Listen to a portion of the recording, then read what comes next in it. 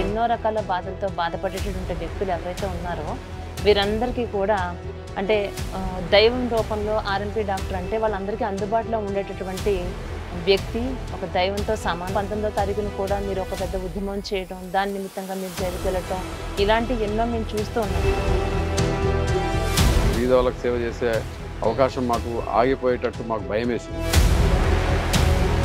వీళ్ళు fake doctors, వీళ్ళు దొంగ డాక్టర్, వీళ్ళు డాక్టర్ కాదు అని చెప్పుకుంటా మమ్మల్ని కొన్ని శక్తులు.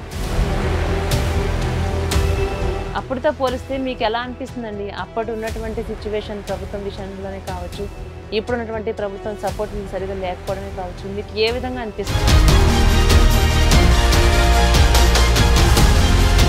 మార్పు ఎక్కడ యాక్చువల్ అక్కడ రావాలి మార్పు.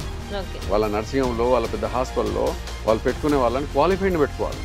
ఏఎన్ఎం కానీ జిఎన్ఎం కానీ చేసిన, పారామెడిక్స్ చేసిన వాళ్ళని పెట్టుకుంటే వాళ్ళకి జీతాలు వాళ్ళ నామ్స్ ప్రకారం, లేబర్ యాక్ట్ ప్రకారం ఇవ్వాలి కదా.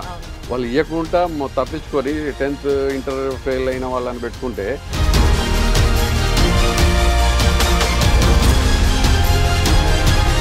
నీరు కోసం చేయొచ్చు, విద్య కోసం చేశారు, ఉపాధి కోసం చూసాం, మనం ఎన్నో రకాల ధర్నాలు చూసాం. కానీ వైద్యం కోసం ధర్నాలు చేయడం ఇంతవరకు ఎప్పుడు ఎక్కడా కూడా నేనైతే చూడలేదు. అలాంటిది వైద్యం కోసం మీరు ధర్నా చేయడం అయితే మేము చూస్తున్నాం. అసలు ఎందువల్ల మీరు ధర్నాలు చేస్తారు? వైద్యం చేసేది ఎవరు? మా గ్రామీణ వైద్యులే. రాత్రి అనక పగలనక ఈవెన్ మీకు తెలుసా, ఇప్పుడున్నటువంటి ప్రభుత్వం కూడా ప్రభుత్వం రాకముందు మీకు హామీలు ఇవ్వటం జరిగిందని కూడా అంటున్నారు. అదే ప్రభుత్వం ఇప్పుడు రివర్స్ లో మీ పైన దాడులు చేయడం జరుగుతోంది, మా పైన దాడులు చేస్తున్నారని మీరు ఆరోపిస్తున్నారు. అంటే దీన్ని మేము ఏ విధంగా చూడొచ్చు అంటారు? వాళ్ళు ఏమంటున్నారంటే మేము మా తరపు నుంచి లేదు, మాకు వైద్య సేవలు మీరు అవసరం అంటున్నారు, ఇటు అవసరం అంటున్నారు, మమ్మల్ని ఏ గుర్తింపిస్తలేదు. అటేమో వాళ్ళతో అదేమంటే పొమ్మనలకి పొగబెట్టినట్టు మాకు చేస్తున్నదని మాకు అర్థమవుతుంది ప్రభుత్వం.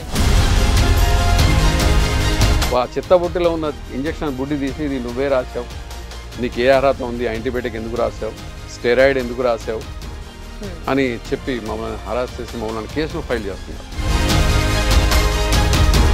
ఈ ఆర్ఎంపీల సమస్య ఏదైతే ఉందో ఈ సమస్యలు ఓన్లీ మన రాష్ట్రాల్లో మాత్రమే ఉన్నాయంటారు? ఇదే సమస్యలు ఇతర రాష్ట్రాల్లో కూడా ఏమైనా కొనసాగుతున్నాయండి? మా హద్దును మీరు కేటాయించండి, గతంలో ఇచ్చిన జీవోల ప్రకారమే చేయండి. 429 జీవోని అమలు చేయండి అని చెప్తున్నాం. మేము కొత్త జీవో తెమ్మని చెప్తలేం.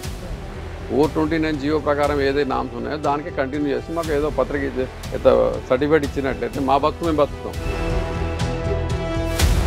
మళ్ళీ ఒకవేళ మీరు అనుకున్నటువంటి అన్ని జరగకపోతే మళ్ళీ కొత్త ఆర్ఎంపీలు పుడతారు అని మీరు ఖచ్చితంగా చెప్తున్నారు.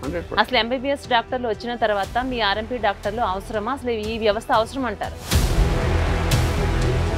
వాళ్ళు ప్రజలతో మమేకమై ఉండమనండి. మాలాగా ఎంబీబీఎస్ డాక్టర్లు వాళ్ళు గ్రామాల్లో పోయి ఉండమనండి. వాళ్ళు సిటీ హెడ్ క్వార్టర్లోనే ఉంటారు కాబట్టి గ్రామాలలో పోరు, మురికివాడలు ఉండరు. వాళ్ళు పెద్ద పెద్ద కాలనీలో గేటెడ్ కమ్యూనిటీలో ఉంటారు.